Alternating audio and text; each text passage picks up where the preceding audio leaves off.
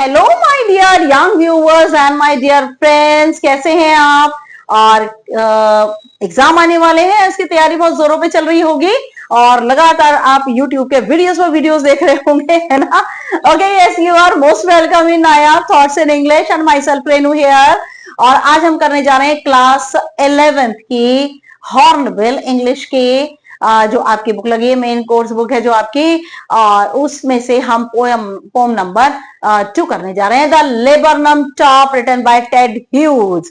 बड़ी interesting poem है और बहुत ही ज्यादा लाइवली पोम है। हमें नेचर के बारे में बताती है और बहुत सारी बातें बताती है हमें पोम ये, और बताती है कि कैसे जो है नेचर के अंदर जो है ना एक्सचेंज होता है, कि जो लाइफ है ना, it is a process of exchange and transformation.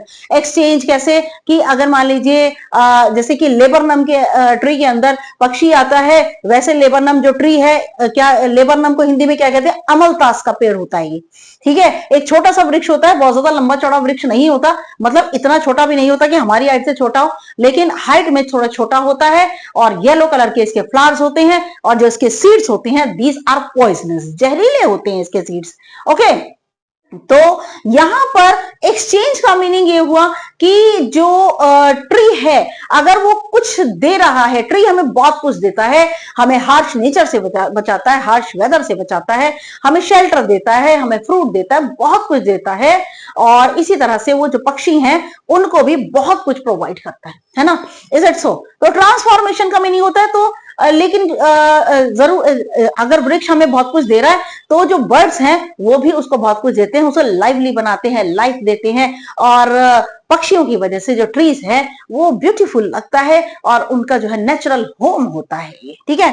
तो यहाँ पर जो गोल्ड फिंच है इस पोम के अंदर, दो लोगों के बारे में, दो चीजों के बारे में जो पोम है ये रिवॉल्व करती है। एक तो लेबरनम ट्री के बारे में और दूसरी है गोल्ड फिंच। गोल्ड फिंच ना एक येलो छोटा सा पक्षी होता है, फुदकता है, फुदकने वाला होता है। और ये पक्षी जो है येलो कलर का, लाइट येलो कलर का पक्षी होता है गोल्ड फिंच। और ये पक्षी जो है ये ट्री को अलाइव कर देता है। ट्री वैसे तो बिल्कुल शांत है, लेकिन जैसे ही पक्षी आता है तो पूरा ट्री जो है होता है उसके अंदर मूवमेंट हो जाती है, जस्ट लाइक इंजन जैसे स्टार्ट होते ही पूरी गाड़ी जो है वो मूव करती है और टेक ट्रामर्स एंड वाइब्रेशंस, है ना। तो इस तरीके से क्या होता है कि उसकी को पेड़ को है जो है वो क्या बना देती है, जीलफुल बना देता है गोल्ड फिंच जब भी आता है। तो ट्री जो है एकदम अलाइव हो जाता है, एकदम जाग जाता है। वो बिना गोल्ड फिंच के और उसके चिक्स क्या, उसके बच्चों के जो ट्री है वो बिल्कुल दूसरे पेड़ों की तरह ही है, बिल्कुल उसके अंदर कोई मूवमेंट नहीं है। नाउ थीम क्या है इसका जो थीम है वो बहुत सारे, कई एक थीम है। एक पहला थीम है loving relationship between the bird and the tree, है ना। कि अगर उस पेड़ से प्यार ना होता तो पक्षी आता है क्या उसके अंदर, उसको कंफर्ट मिलता है ना, कंफर्ट मिलता है, रिलीफ मिलता है पेड़ के अंदर। तो एक लविंग रिलेशनशिप है इन दोनों के बीच में।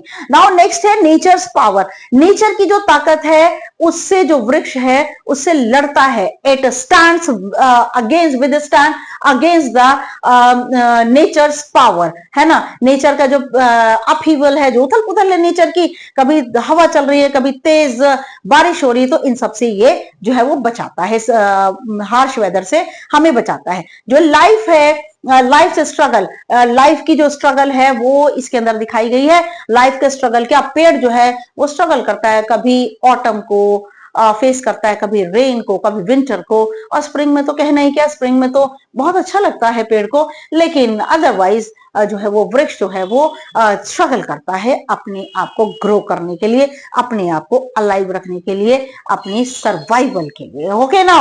तो यहाँ पर बहुत सारे साउंड वर्ड्स भी आएंगे, मूवमेंट वर्ड्स भी आएंगे, तो साथ साथ बताती जाऊंगी मैं आपको कि क्या है। Now I am going to explain you the poem. मैंने यहाँ पर वर्ड मीनिंग भी लिख दिए हैं और यहाँ आपके जो है वो इन वन शॉट आपके सब कुछ आपको सामने मिल जाए। यहाँ पर सब कुछ लिखा हुआ है कि अब अगर आप एक वीडियो देखते हैं तो you will get each and everything. Theme भी मिल जाएगा आपको, मॉरल भी मिल जाएगा, वर्ड मीनिंग भी मिल जाएगा, एक्सप्लेनेशन मिल जाएगा। Also besides this poetic devices are also there. पर बीच बीच में मैंने लिखे हैं, आपको थोड़ा सा वीडियो को जूम करके आप देख सकते हैं। You people can come to know about the poetic devices also. Okay, now I am going to explain you the poem. The laburnum top. Laburnum top का मतलब है पेड़ का बिल्कुल ऊपरी भाग, है ना। तो यहाँ पर जो पेड़ का ऊपरी भाग है, आप ये ध्यान रखिए कि पेड़ के ऊपरी टॉप की सिर्फ बात हो रही है। तो टॉप की बात नहीं हो रही बेटा, ये पूरे टॉप जो है वो डिस्प्ले कर रहा है पूरे वृक्ष को, पूरे ट्री को जो है वो कर रहा है। इसीलिए इसमें कौन सा पोएटिक डिवाइस है, that is synecdoche, SYNECDOCHE। Synecdoche क्या होता है, जैसे कि मान लीजिए हम किसी एक चीज, छोटी सी उसकी चीज को लेकर के बात करें और वो पूरी चीज के बारे में बात कर रहा हूं, है ना। तो यहाँ पर it takes as a whole, हम छोटा सा पार्ट लेते हैं लेकिन it talks about the whole part. Okay, now ये सिनकडकी है। The laburnum top by Ted Hughes. The laburnum top is silent, quite still. अब यहां पर भी एक पोएटिक डिवाइस है, दैट इज साइलेंट और स्टिल, एक साथ SS आया है, दैट इज एलिट्रेशन। ओके, तो यहां पर लेबरनम का जो टॉप है, it means the whole tree बिल्कुल शांत है, बिल्कुल स्टिल है। स्टिल का meaning that there is no movement. Now in the afternoon yellow September, सितंबर येलो होता है? कभी भी नहीं, सितंबर येलो नहीं होता। यहां पर जो ऑटम सीजन है ये डिनोट किया गया है। यहां पर इन द आफ्टरनून और दोपहर के समय पीले सितंबर में, क्योंकि जो सनलाइट है उसकी वजह से, पतझड़ का मौसम है उसकी वजह से जो रोशनी है वो पीली है, इसलिए सितंबर जो है वो पीला है। ओके, जैसे कि हम कहते हैं येलो वुड, भाई वुड जो है, जंगल जो है पीला नहीं हो सकता, क्योंकि वहां की सारी पत्तियां जो हैं वो they turn out to be yellow, वो पीली हो गई है। क्यों? क्योंकि पतझड़ का मौसम चल रहा है। Okay, now this is what in the afternoon yellow September sunlight, और दोपहर के समय पीले सितंबर में सनलाइट। यहाँ पे S और S की रिपीटिशन, दैट इज एलिट्रेशन। ठीक है, एलिट्रेशन का मीनिंग आपको अच्छी तरह पता है कि एलिट्रेशन के अंदर क्या होता है। एलिट्रेशन के अंदर जो है वो जहां पर अल्फाबेट जो है वो सेम अल्फाबेट आते हैं, वहां पर एलिट्रेशन होता है। ओके, नाउ सितंबर सनलाइट, और पीले रंग का सितंबर है, सनलाइट है, रोशनी है, alliteration is here. A few leaves yellowing, कुछ पत्तियां पीली हो रही हैं, येलोइंग है ना, कुछ वर्ब को चेंज सा कर दिया गया है। पोएट जो होता है उसके पास लाइसेंस होता है इस बात का कि वो जो है किसी भी चीज को जो है वो चेंज कर ले अपने अकॉर्डिंग, राइमिंग स्कीम के अकॉर्डिंग। राइमिंग स्कीम की बात आई है तो मैं आपको ये बता दूं that the poem does not have any rhyming scheme, it is free verse poem. Free verse का मीनिंग होता है जहां कोई राइमिंग स्कीम नहीं होती, that is free verse poem. Now a few leaves yellowing, कुछ पत्तियां पीली हो रही हैं, ऑल इट्स सीड्स फॉलन, उसके सारे के सारे जो बीज हैं वो लगातार गिर रहे हैं। भाई जब पतझड़ का मौसम आएगा तो धीमे धीमे पत्तियां भी गिरेंगी, बीजें भी गिरेंगी। तो यहाँ पर सीड्स फॉलन में सीड्स फॉलन और पत्तियां पीले होने का एक इमेजरी हमारे दिमाग में आती है, और वो ये इमेजरी ऑटम की इमेजरी हमारे दिमाग में आती है, पतझड़ का मौसम आता है हमारे दिमाग में। Now till the goldfinch comes, और तब तक एक पक्षी आता है जिसका जो है गोल्डफिंच, येलो कलर का सुनहरे रंग का एक पक्षी है, और फुदकता हुआ आता है with a twitching chirp. Twitching का मीनिंग क्या होता है? ट्विचिंग का मीनिंग होता है अचानक से झटका, सडन जर्क। ओके, तो यहां पर अचानक से with a twitching, chirp, chirp का मतलब होता है ची ची की आवाज। तो चिरप एक ओनोमेटोपिया है। ओनोमेटोपिया फिगर पोएटिक डिवाइस है, और ये कौन सा पोएटिक डिवाइस है? ये वो पोएटिक डिवाइस है जिसके अंदर सारी साउंड आती हैं, जैसे कि थड, जूम, वू, ये सारी की सारी जो आवाजें हैं ये ओनोमेटोपिया होती हैं। तो भाई पक्षी बोलता तो है नहीं, जो पक्षियों की आवाजें होती हैं, this all are called onomatopoeia. Now with a twitching chirp, और एक झटके के साथ ची ची करता हुआ गोल्डफिंच पेड़ के अंदर आता है। A suddenness, एक अचानक से। A startlement, startlement का मीनिंग होता है सडन शॉक, पेड़ को अचानक से झटका मिलता है। पेड़ वैसे शांत खड़ा रहता है लेकिन उसके आते ही पेड़ को झटका मिलता है। एट अ ब्रांच एंड, भाई जैसे ही आएगा एक ब्रांच के ऊपर बैठेगा, ब्रांच की बिल्कुल जैसे कि ये शाखा हमारी बनी हुई है, ठीक है, और ये देख सकते हैं आप यहाँ पर ये शाखा बनी हुई है और यहाँ पत्तियां ही पत्तियां हैं, है ना, ये पत्तियां ही पत्तियां हैं। तो जैसे ही यहाँ पर आकर के पक्षी बैठेगा तब क्या होगा कि पूरी जो शाखा है at a branch and a suddenness startlement at a branch and, और शाखा के अंत में आते ही जैसे ही पक्षी बैठेगा तब एक अचानक से पेड़ को झटका लगेगा। Then sleek as a lizard, और तब क्या होगा, then sleek as a lizard and alert and abrupt. यहां पर पक्षी को कंपैरिजन किया लिजर्ड से, लिजर्ड क्या, छिपकली से, इसलिए यहां पर क्या है, सिमिली है। यहां पे स्लीक का मतलब होता है पतला, लंबा पतला, जैसे छिपकली लंबी पतली होती है, बिल्कुल ठीक वैसे ही लंबा पतला ये पक्षी है। और वो आता है अलर्ट, सावधान होकर के। एब्रप्ट, एब्रप्ट का मीनिंग होता है रैपिड, जल्दी से, एकदम जल्दी से आकर शाखा के कोने पे बैठ जाता है। और बिल्कुल पतला सा है, जैसे छिपकली बहुत धीमे धीमे चलती है और पता नहीं चलता, बिल्कुल ठीक वैसे ही आता है। पूरे पेड़ को तो हिला देता है लेकिन खुद बिल्कुल धीमे धीमे आता है, लेकिन तेजी से आता है, चौकन्ना होकर के आता है, ठीक है, अलर्ट होकर के आता है। She here refers to goldfinch, she enters the thickness, और पेड़ की शाखा से वे बैठ करके पेड़ के अंदर उसके थिकनेस में, जहां पर पेड़ घना है उसके अंदर धीमे धीमे पक्षी चला जाता है। And a machine starts up, और पेड़ की जो मशीन है वो शुरू हो जाती है। मशीन क्या, ये पेड़ जो है भाई, जब भी कोई मशीन को हम शुरू करेंगे तो वो हिलना शुरू हो जाती है, बिल्कुल ठीक वैसे ही जैसे ही पक्षी आता है और वैसे ही मशीन जो है, पेड़ की मशीन, वो हिलने लग जाती है। और यहाँ पर जो मशीन से कंपैरिजन, जो मशीन जो है वो पेड़ को एक ह्यूमन बीइंग की तरह ट्रीट किया हुआ है यहाँ पे, इसलिए यहाँ पर है personification. Okay, of चिटरिंग्स and a machine starts up, और मशीन शुरू हो जाती है। मशीन कैसी शुरू हो जाती है, पेड़ भी हिलने लग जाता है और पक्षी भी हिलता हुआ अंदर जाता है। और चिटरिंग, चिटरिंग का मतलब ची ची की आवाज, एक्चुअली चिटरिंग आवाज होती है बंदर की, लेकिन यहाँ पक्षी जो है अंदर जैसे ही जाता है ची ची की आवाज आती है। एंड अ ट्रेमर, ट्रेमर क्या होता है, भूकंप के झटके, पेड़ एकदम ना हिलने लग जाता है, ऐसे ऐसे हिलने लग जाता है और शाखाएं हिलने लग जाती हैं। Of wings and a tremor of wings, और पेड़ के जो उसके विंग्स हैं, जो पर हैं, उसके झटकों की वजह से पक्षी आता है, ऐसे ऐसे हिलाता है अपने परों को, और ट्रेमर का मतलब होता है झटके। चिटरिंग ची ची की आवाज के साथ और अपने पंखों के झटके के साथ। एंड ट्रिलिंग, ट्रिलिंग क्या होता है, टू प्रोड्यूस चिरपिंग, ची ची की आवाज को ट्रिलिंग कहते हैं।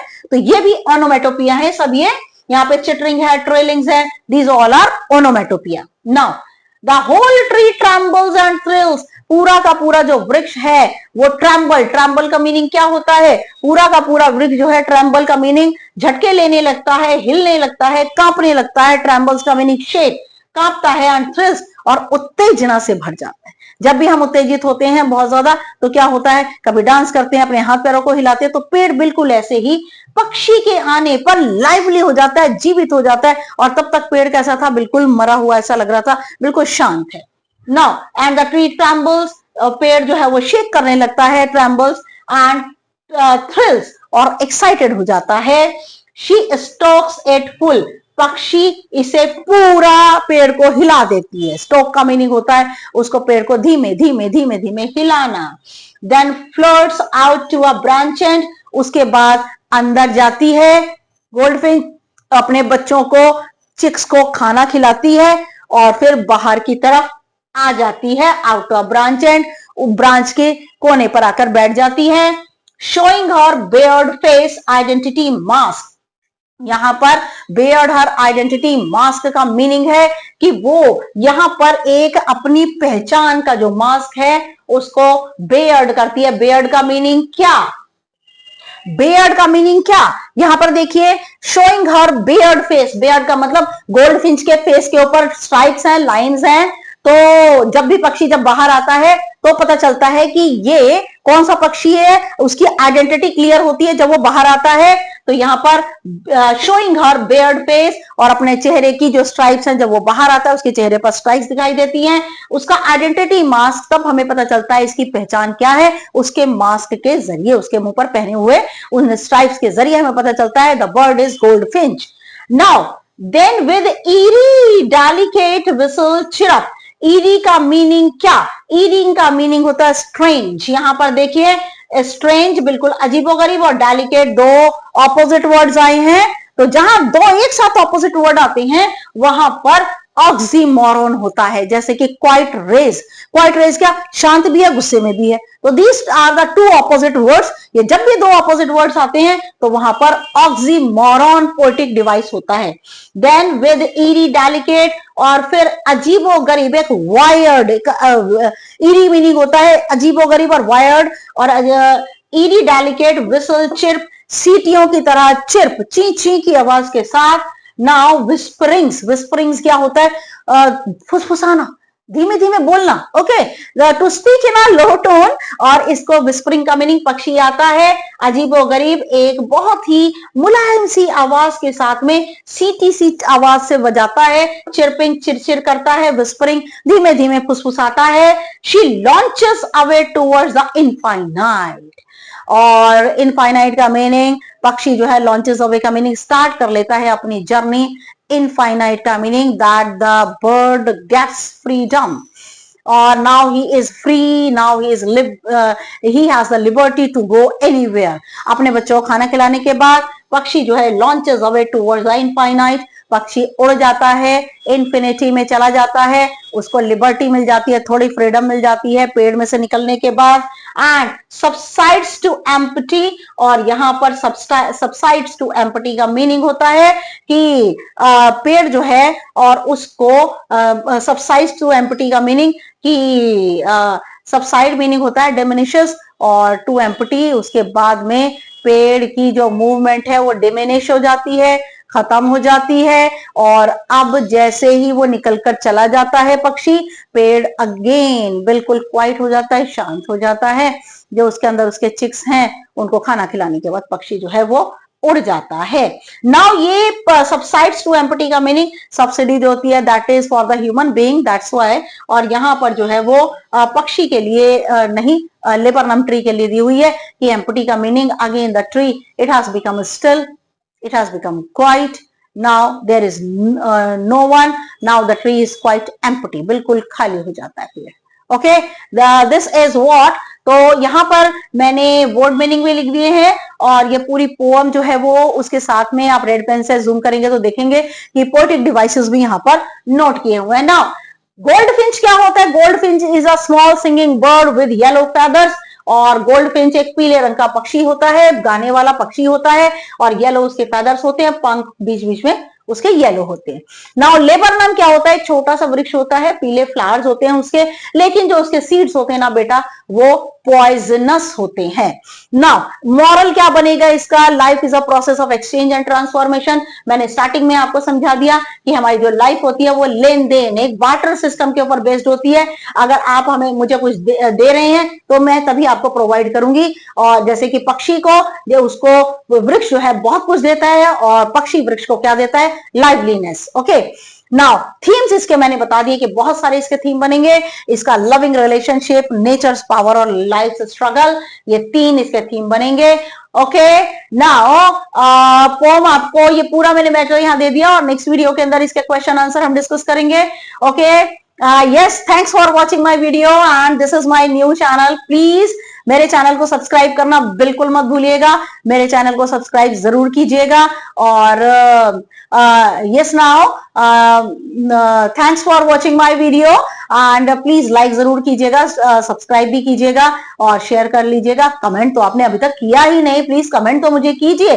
ओके, नेक्स्ट वीडियो तक के लिए good luck and good bye.